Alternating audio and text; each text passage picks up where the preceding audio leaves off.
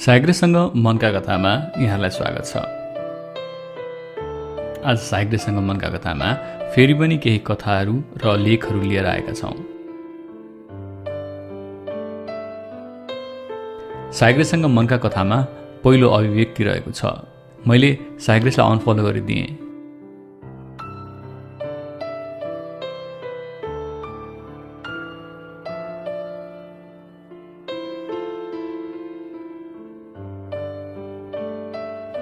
Dear साइग्रेसी, एका बिहान हजुरलाई मेल लेख्नुको कारण केही नभएर हजुर अनि हजुरले वाचन गर्ने कथाहरू नै हुन्। हुन त मैले हजुरलाई सुन्न छाडेको धेरै भयो। एउटै कारण हो, मलाई हजुरको आवाजको लत लागिसकेको थियो।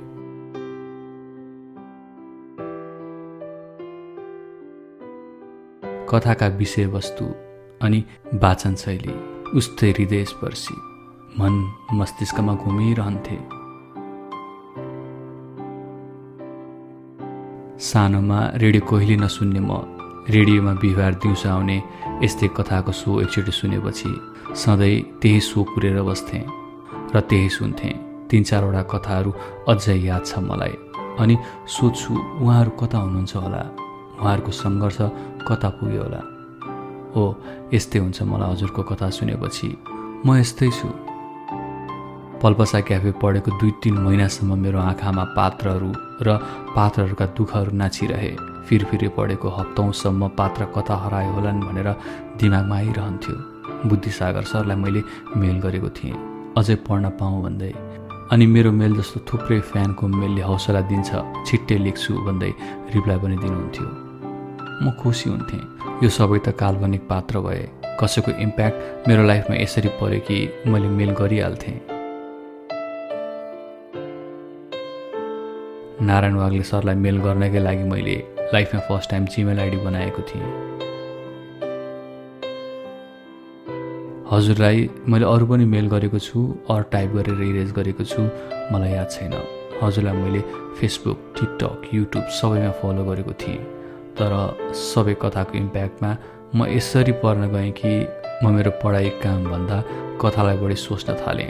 यसरी मैले मेरो लाइफको नेक्स्ट स्टेपहरूमा दह्रो कदम चाल्न सकेको थिइनँ। सबैमा अनफलो गरेँ अनि साइग्रेस आउनुभन्दा अगाडिको लाइफमा आफ्नो पढाइ करियरमा फर्किएँ। यो मतलब हजुरले गर्दा मेरो पढाइ बिग्रियो भन्ने पक्कै होइन। गल्ती मेरै हो, सत्य र भ्रम छुट्याइ बस्न नसक्नु।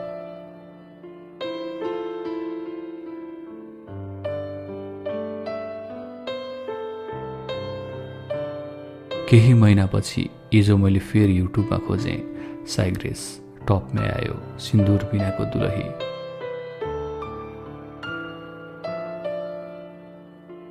श्रावण महिनाको रुद्र पूजाको लागि मम्मीले टपरी गाँस्दिए भन्नुभएको थियो। सबै कुरा हेरेकै भरमा सिक्ने म हजुरआमाले गाँसेको देखेरै सिकेको थिएँ, जुन मेरो मम्मीलाई राम्ररी आउँथेन। म पनि किताबलाई पन्छ्याएँ, इयरफोन कानमा लगाएर सुन्न थालेँ सिन्दुर बिनाको दुलही। जति जति सुन्दै गएँ त्यति मलाई मेरो मम्मीप्रतिको माया लाग्दै आयो। I was really thankful at my mother's upbringing.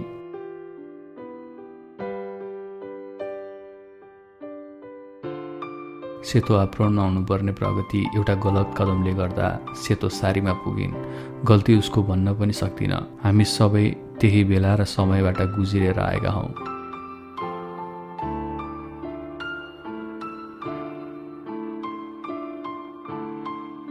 तर त्यो उमेरमा आमाको एक थप्पड र बुवाको एक गालीले कति काम गर्छ भनेर प्रष्ट बुझिएँ। प्रगतिको अगाडि भएको सुनौलो भविष्य अन्धकारमा परिणत भएकोमा मलाई एकदम दुःख लाग्यो। अहिले उसको जीवन नराम्रो भन्न खोजेको होइन, तर त्यति राम्रो क्षमता भएको मान्छेले त्यस्तो दुःख सानैमा भोग्दा मन साह्रै कुडिएर आयो। आमा बुवाको काखमा 23 वर्ष कटाउँदा पनि मलाई म सानै छु भन्ने लाग्छ। जुन मलाई म 16-17 वर्षको हुँदा अब त ठुली भइसकेँ, मलाई कसैको अन्डरमा बस्नु छैन भन्ने लाग्थ्यो। एउटा कुरामा बन्देज लगाएको जस्तो लाग्थ्यो। हातको नेल्स किन लामो, कपाल किन यसरी काटेको, किन लिपस्टिक लगाएको, लुगा भएन, गाजल कति धेरै लगाएको, यस्तै अनि यस्तै। लाग्थ्यो घर छाडेर बाहिर जान पाए म खुल्ला पन्छी झैँ हुन्छु। 10 मिनट घर ढिला आइपुग्दा इन्टरोगेसन हुने मेरो अहिले कता जान लागेकोसम्म प्रश्न हुँदैन। न त आजकल मैले लगाउने पहिरनमा नै प्रश्न उठ्छ, न त गाजलमै।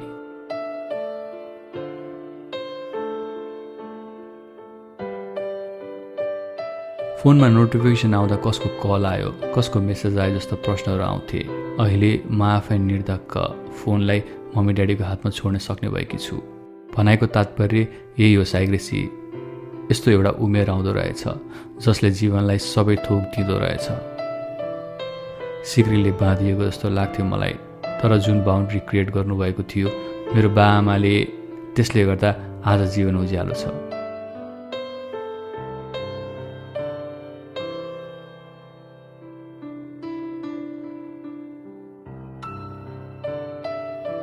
कतै बाटो बिराउन आँट आएन।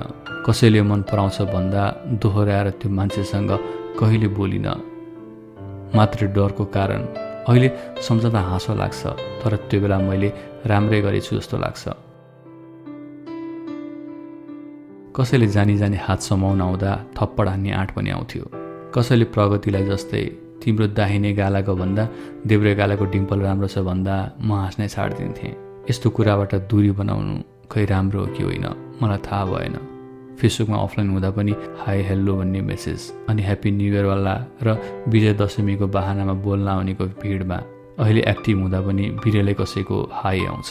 सबै समय अनि उमेरको खेल रहेछ। कोही मान्छेलाई आफ्नो जीवनमा प्रवेश दिनु अघि म सधैँ आमाको निगरानी अनि बाबाको गाली सम्झिन्थेँ। माया गर्छु भनेको मान्छेको आवश्यकता अरू नै, अनि माया गर्छु भनिसकेपछिको रूप र चाहना अर्कै देखेर मैले एकचोटि कसैको लागि पलाएको मायालाई पनि मैले निमुठेर त्यहीँ मारिदिएँ।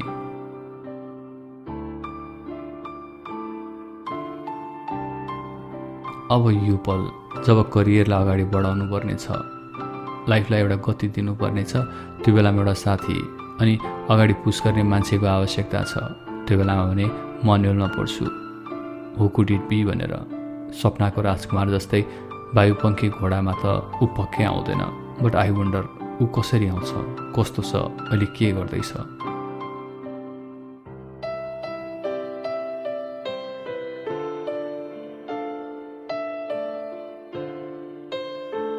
भन्नु धेरै थियो, तर आजलाई यति नै हो साइग्रेसी। मलाई थाहा छ यो मेल पढ्नु भनेको समुद्रमा मूर्ति भेट्टाउनु जस्तै गाह्रो छ। आशा गर्छु कुनै दिन तपाईँले यो पढ्नुहुनेछ। Just your fan girling you. Lots of love, regards Salma.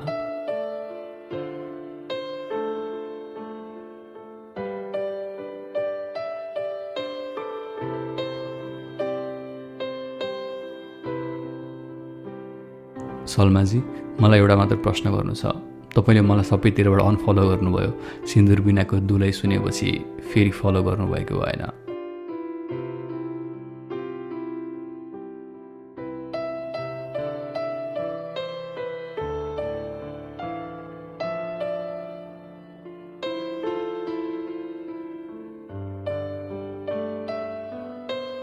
साइग्रेसँग मनका कथामा अर्को कथा रहेको छ धीरजजीको।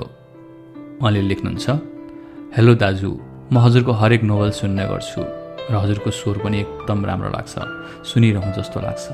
यहाँसम्म कि म जबमा हुँदा नि इयरफोन लगाएर भयो नि फ्री हुँदा तपाईँको नोभल सुन्ने गर्छु। यसै क्रममा म हजुरलाई एउटा कथा सुनाउन चाहन्छु। कृपया मेरो नाम चाहिँ नभनिदिनु होला, किनकि मैले सुन्दा साथीले पनि सुन्यो भने मैले पठाएको भनेर थाहा पाउँछ। त्यस्तो थाहा नहोस्, मेरो जस्तै रहेछु है भन्दै उल्टै मलाई भन्नुहोस् कथा कस्तो हुन्छ थाहा छैन, तर प्लिज गाह्रो नमानी पढिदिनु होला। यो कथा हजुरको स्वरबाट सुन्न मन भएकोले र अरूको पनि कसैको यस्तो भएको छ भने हजुरको सजेसनले केही इफेक्ट होला भन्ने आशका साथ यो कथा भन्न गइरहेको छु।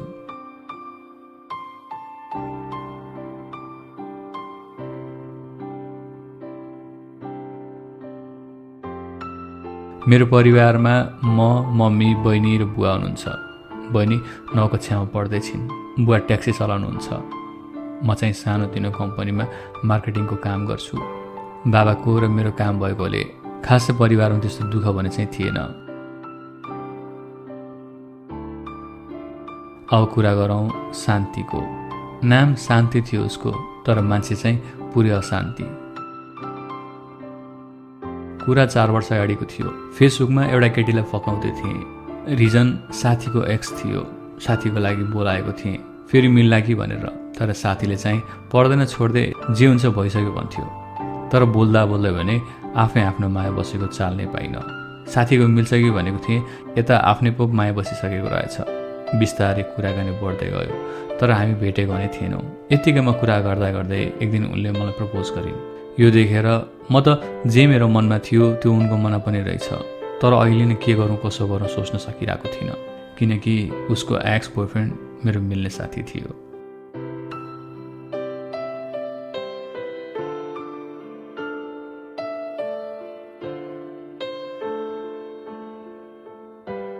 मन त मलाई पनि पर्ने थियो, त्यही कारण मैले साथीलाई सबै कुराहरू भन्ने सोचेँ। र त्यसपछि मैले साथीलाई यस्तो यस्तो भयो भनेर सबै कुरा वृत्तान्त बताइदिएँ। र जवाफमा साथीले तिमीहरू दुईजनाको मन मिल्छ भने खुसी हो भनेर भन्यो। मेरो पास्ट हो, मैले गर्दा तिमीलाई केही प्रब्लम हुन्न भन्यो। यति सुनेपछि म निकै खुसी भएर उसको प्रपोजल पनि एक्सेप्ट गरेँ। दिनहरू बित्दै थियो। रिलेसनसिपमा कहिलेकाहीँ माया कहिलेकाहीँ झगडा त भइहाल्थ्यो। यस्तै हुँदै बित्दै थियो। मायामा खासै टाइम बितेको पनि कहाँ थाहा हुने रहेछ र। यतिकैमा वर्षहरू पनि बित्दै गए। मैले उसको हरेक सुख दुःखमा साथ दिँदै गएँ। जसरी हुन्छ उसको प्रब्लम सल्भ गर्ने कोसिस गर्थेँ। तर शान्ति भने खालि मायाको मात्र कुरा गर्थे। लाइक हामी एकअर्कालाई कति माया गर्छौँ है, हामी पछि यसरी बस्ने है, यता यता घुम्ने है। यी कुराहरू सुनिरहँदा ठिकै हो, केटीहरूको इच्छा पनि हुन्छ। यी कुराहरू नर्मल नै हो भनेर म चुप लागेर बस्थेँ। मेरो हरेक सुख दुःख उसलाई नै भन्थेँ। तर दुःखमा उसले खासै मतलब भने गर्दिन थिए। तर पनि म भने चाहिँ उसको हरेक कुराहरू सक्दो ट्राई गर्थेँ पुर्याउनको लागि, किनकि मलाई उसको खुसी देख्दा आफै खुसी भयो जस्तो लाग्थ्यो।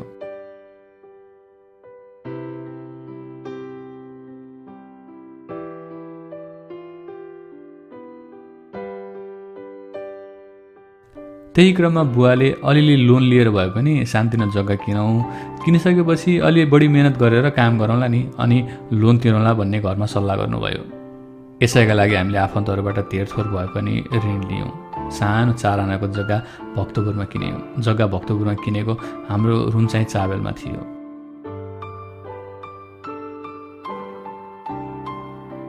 जुन महिनामा जग्गा किन्यो त्यही महिनामा कोरोनाका कारणले नेपालमा लकडाउन सुरु भयो। त्यसपछि हाम्रो परिवारलाई समस्याले घेर्न थाल्यो। मेरो र बाबा दुवैको काम रोकियो र घरमा सेभिङ पनि खासै थिएन। भएको अलिकति पैसा पनि सब जग्गामा लगानी गरेका थियौँ। फ्यामिलीको कुरा गर्दा गर्दै शान्तिको कुरा त पुसुकै बिर्सेछु। यस्तै हो, परिवार भनेको परिवार नै हो।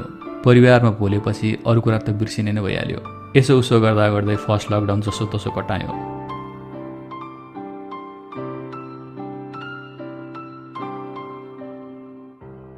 अब पिरोल्न थाल्यो ऋणले।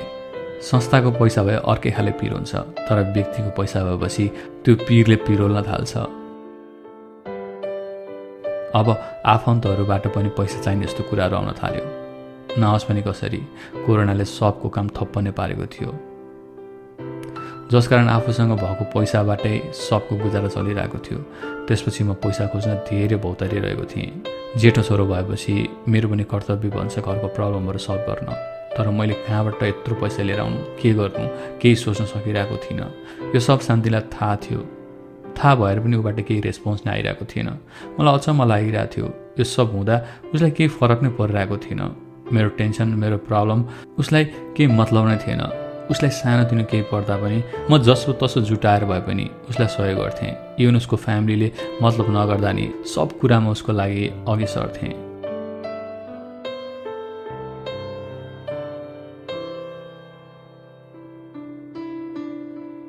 तर यस्तो हुँदा पनि उसले एक वचन पनि मलाई के भयो भनेर सोधेन।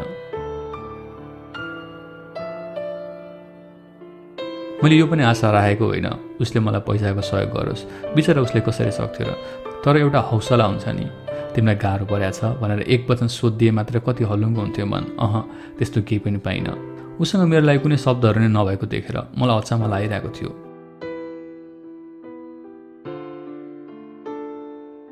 केही भनिदिए त हुन्थ्यो नि, सब ठिक हुन्छ, चिन्ता नगर। मलाई मात्र उसको साथको आवश्यकता थियो। गर्लफ्रेन्ड भइसकेपछि एक किसिमको आडको आशा हुँदो रहेछ। हामी सम्बन्धमा भएको पनि 3 वर्ष भइसकेको थियो, घरमा नै आउजाउ भइसकेको थियो। हेल्प होस् नहोस् मलाई त्योसँग धेरै मतलब थिएन, तर उसले केही बुझ्ने कोसिस पनि गरिरहेको थिएन। साह्रै मन दुखिरहेको थियो। केही समय अगाडि साथीको लागि पैसा चाहिएको थियो। त्यो बेलामा चाहिँ मसँग छैन, अरूलाई भनेर मिलाइदिउँ कि नदिउँ भनेर मसँग सोध्दै थिए शान्तिले। तर मेरो पालोमा भने इभन सिङ्गल ट्राईसम्म पनि छैन।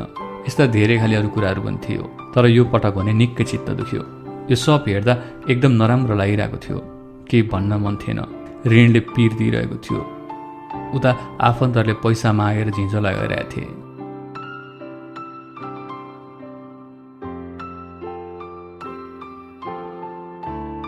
मार्केटिङको जब कोरोना कम नभएसम्म हुनेवाला थिएन। बाबाको नि सेम हालत। यस्तो बेला ट्याक्सीमा मान्छे छैन। म विदेशी न बाध्य भएँ। मसँग अरू अप्सन पनि बाँकी थिएन। अनि बाध्य भएर फर्स्ट लकडाउनपछि म कतार आएँ। के गर्नु, नत्र आफन्तको कुराले गाह्रो भइसकेको थियो। लिनु पर्नेले लकडाउन हो या केही हो, केही पनि हेर्दैन रहेछ।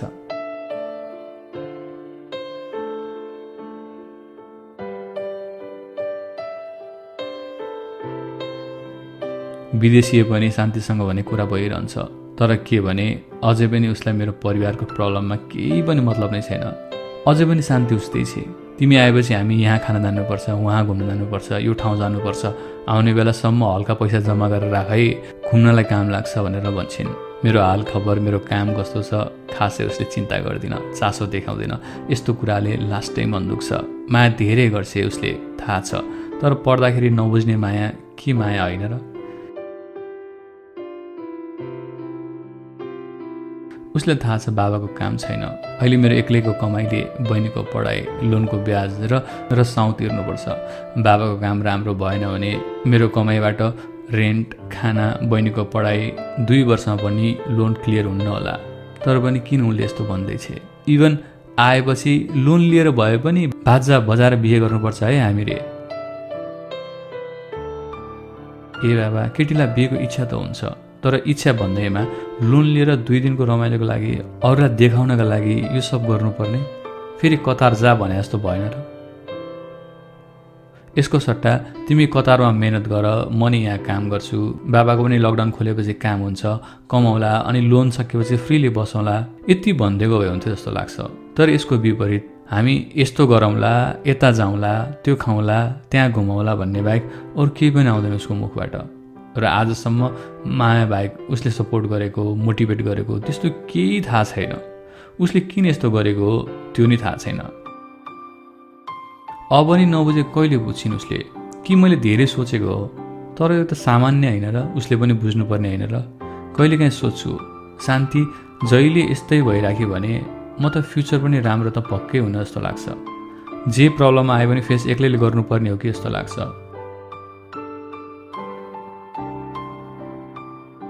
उसबाट यो 4 वर्षको दौरानमा एकचोटि पनि देखिएन कि उसले समस्यासँग जुझ्न खोजेको। पछि के को आधारमा एक्सपेक्ट गरौँ र म? र मलाई चित्त नबुझेको छ दाइ, फर्केपछि लोन लिएर भए पनि बिहे गरौँ वाला कुरा।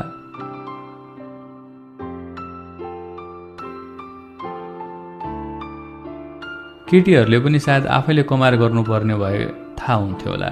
किनकि यहाँ त केटीले इच्छा गर्दै भयो। सक्नेको त ठिकै छ, तर नसक्ने दाजुभाइ या बाबाले त लोन लिएर चेलीको बिहे गरिदिनुपर्छ।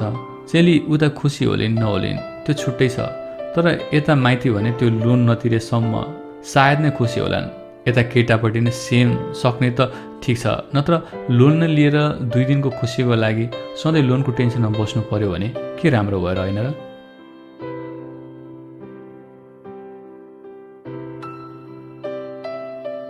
सपना हुन्छ, तर तिम्रो सपना पुरा गर्दा परिवारको अवस्था पनि त हेर्नुपर्छ नि, होइन र? माइतीलाई लोनमा राखेर आफ्नो खुसी हेर्नु पनि त पक्कै राम्रो कुरा त होइन होला। बरु मन्दिरमा फ्यामिलीको अगाडि बिहे गर्दा हुन्न र? आखिर बिहेपछि भनेको एकअर्काको साथ चाहिने त हो नि, होइन र? बिहेमा आउने मान्छेको साथ त होइन नि। उनीहरू भनेको 2 दिनको खुसीमा साथ हुन्छन्, त्यसको हप्ता दिनमा बिर्सिन्छन् र बेहुला बेहुलीलाई जेसुकै प्रब्लम परोस् सयको लागि हात त औँलामा गन्ने पनि आउँदैनन्। केही आए पनि त्यो पनि मुस्किलले आउलान्।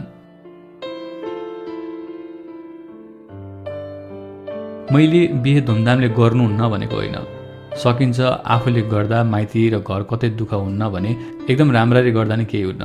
तर मिडल क्लास फ्यामिलीमा यो कुरा छोरीले नि एकचोटि सोचिदिनु। मेरो साथी बिहे गर्दा ठुलै ऋणमा पर्यो र त्यो ऋण तिर्न नसकेर अहिले भर्खरै बिहे गरेको श्रीमतीलाई छोडेर विदेशिनु परेको छ।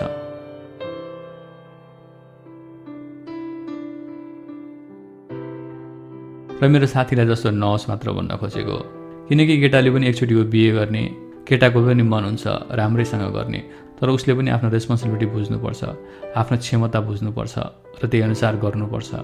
मेरो साथीले सुनाउँदा त्यस्तो भएको कारण मात्र लेखेको हुँ। कसैलाई नराम्रो लागेमा म मनदेखि सरी भन्न चाहन्छु।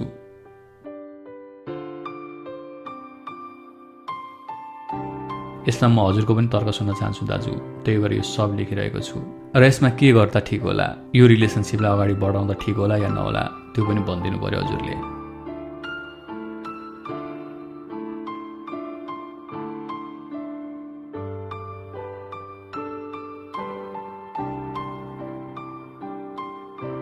धन्यवाद धीरजी यो वास्तविक कथाका लागि।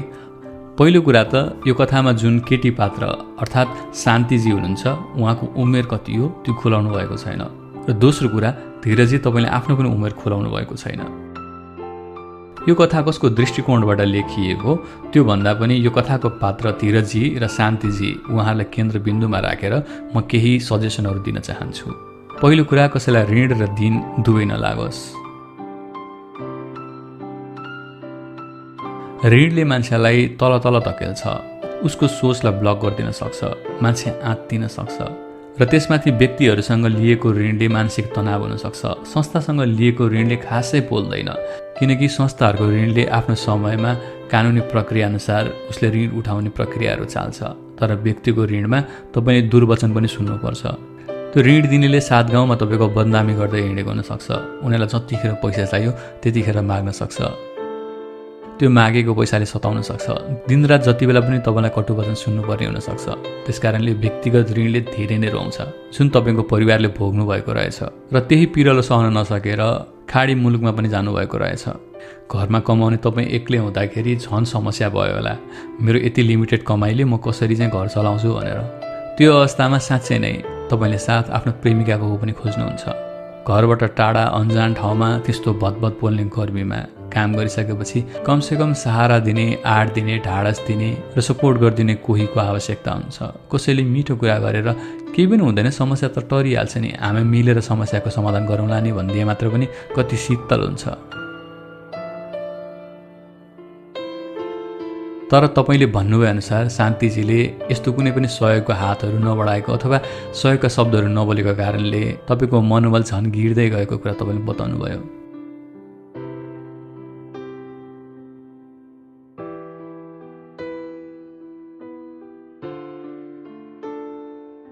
अब यसको कारणहरू चाहिँ के हुनसक्छ भने पहिलो कुरा त शान्तिजीको उमेरले पनि हुनसक्छ। हुन त मेच्युरिटी भनेको उमेरमा खासै डिपेन्ड हुँदैन, तर पनि एउटा लेभलको उमेरमा गइसकेपछि मान्छेको सोच्ने तरिका फरक हुन्छ। सायद उहाँको उमेरले पनि उहाँलाई त्यति परिपक्व नबनाएको हुनसक्छ। सायद उहाँले दुःख कष्ट परिवारबाट नदेखेको हुनसक्छ र त्यो तपाईँको दुःख कष्टलाई उहाँले सानो ठान्नु भएको हुनसक्छ। अनि अर्को कुरा गर्नुभयो, शान्तिजीले प्राय खाली घुम्ने, खाने, रमाइलो गर्ने र मोजमस्ती गर्ने कुराहरू मात्रै अगाडि सार्नुहुन्छ र कहिले पनि भावनात्मक कुराहरू, भविष्यका कुराहरू कसरी सस्टेन गर्ने भन्ने कुराहरूमा छलफल गर्नुहुन्न, इच्छा नै व्यक्त गर्नुहुन्न भन्नुभयो। त्यस्तो हुनसक्छ, तर तपाईँले बारम्बार पटक पटक आफ्नो समस्याहरू यस्ता पनि छन् भनेर भनिरहँदा पनि त्यो कुरालाई व्यवस्था गर्नुहुन्छ भने अलिकति यसमा सोच्न जरुरी छ। उहाँले पछि गएर यस्ता समस्याहरूलाई सिरियसली नलिने, तपाईँलाई मात्रै सबै समस्या भोग्न लगाउने गर्नुभयो भने चाहिँ तपाईँले जीवनमा ठुलो दुर्घटना बिहोर्नु पर्ने हुनसक्छ। किनभने नारी र पुरुष भनेको शिव शक्ति स्वरूप हो। शिव अर्थात् तपाईँ पुरुष, शक्ति यानि कि पार्वती अर्थात् तपाईँको श्रीमती। जब शिव र शक्ति मिल्छ अनि मात्र सबै कुराको समाधान हुन्छ। त्यसकारणले यदि तपाईँहरूको विचार मिल्दैन जस्तो लाग्छ भने तपाईँले अलि विचार गर्नु जरुरी छ।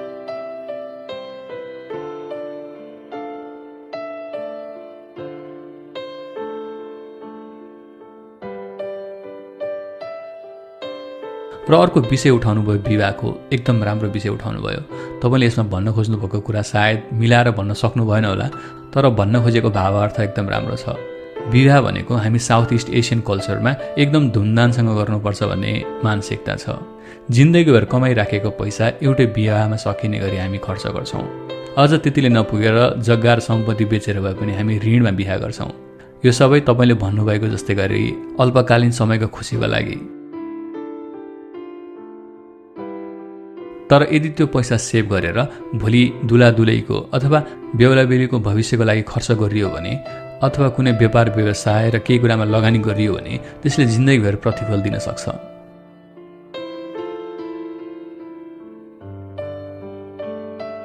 त्यसकारणले एकदम राम्रो विषय उठाउनु भयो र जसले सक्छ आफ्नो गति अनुसार गर्दा पनि राम्रो हो।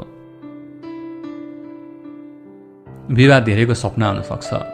अलि राम्रोसँग गरौँ, ग्रान्ड गरौँ, धुमधाम गरौँ, जुन जायज पनि हो, गर्नुपर्छ। तर ऋणमा डुबेर गर्नु त्यो उचित होइन। विवाह भनेको वास्तवमा दुई आत्माको मेल हो। त्यो एउटा धार्मिक रूपमा र सामाजिक रूपमा अपनाउनु पर्ने प्रक्रिया हो। त्यो प्रक्रियालाई आफ्नो गच्छले भ्याएअनुसार गर्नुपर्छ, न कि अरूलाई देखाउने नाममा आफू डुब्ने गरी गर्नुपर्छ।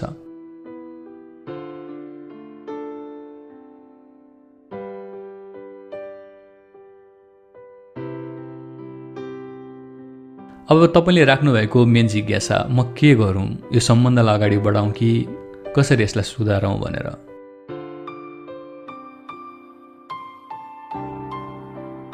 मेरो एक मात्र सजेसन चाहिँ के हुन्छ भने एकचोटि उहाँलाई राम्रोसँग एकदम ठन्डा दिमागले सम्झाउनुहोस् कि जिन्दगी यसरी मात्रै चल्दैन। जिन्दगीमा आउने आरोह अवरोहमा हामी दुईजना मिलेर छलफल गर्नुपर्छ, दुईजना मिलेर त्यसलाई समाधान गर्नुपर्छ। भोलि यो गाला चाउरिन सक्छ, उमेर ढल्किँदै जान्छ, कपाल फुल्न सक्छ, दाँत झर्न सक्छ। त्यो बेला पनि एकअर्कालाई सुन्दर देख्ने हाम्रो मन हुनुपर्छ। हामी घुम्न जान नसकौँला, तर पनि हामी जहाँ छौँ एकअर्कासँग रमाइलो मान्ने वातावरण हुनसक्छ। सधैँ मिठो खाइन्छ भन्ने छैन, नमिठो खाएको दिनमा पनि मन तृप्त बनाउन सक्ने स्थिति चाहिन्छ। त्यसकारणले यी सबै कुरा तिमी मसँग भोग्न तयार छौ, राजी छौ भने हामी अगाडि बढ्न सक्छौँ। विचार गर, नत्र भने यो सम्बन्धको खासै भविष्य देखिरहेको छैन। तपाईँले यी कुराहरू खुलेर भनिदिनुहोस्। यदि यी सब सुनेर पनि तपाईँसँग बसिरहन्छन्, तपाईँको सुख दुःखमा साथ दिन्छन् भने तपाईँले उहाँलाई स्वीकार्दै अगाडि बढ्नुहोस्। यी सब भनिरहँदा पनि उनको आनी बानीमा कुनै परिवर्तन छैन भने माफ गर्नुहोला, दुवैजनाले सहमतिमा बिस्तारी बिस्तारी दूरी बढाएकै राम्रो।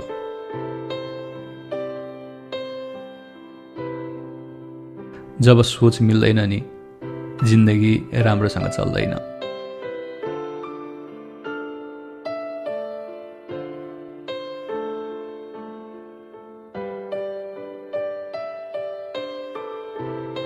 यो कथामा धीरजजीलाई यहाँले के सजेसन दिन चाहनुहुन्छ कृपया कमेन्टमा लेख्न सक्नुहुन्छ।